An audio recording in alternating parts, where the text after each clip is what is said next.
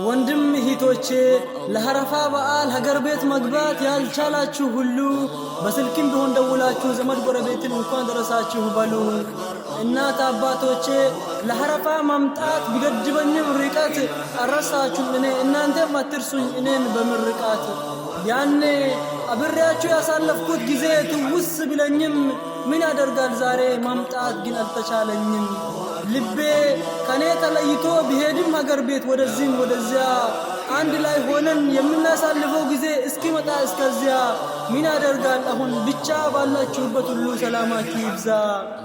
እንዴት ይረሰኛል ከጓደኞቼ ጋር ያሳለፍኩት ጊዜ በተለይ ከሰላት በኋላ የምንዞረው ነገር ሆነን በአንድ ላይ ትውስ ይለኛል እንደ ታሪክ ሆኖ ዛሬ ስንለያይ።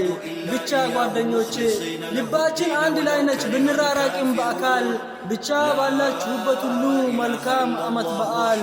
ሙስሊም ጓደኞቼ በአራቱም አቅጣጫ በዓለም ዙሪያ ያላችሁ ባላችሁበት ሁሉ ሰላም ፍቅር ሁኑ እርስ በራሳችሁ።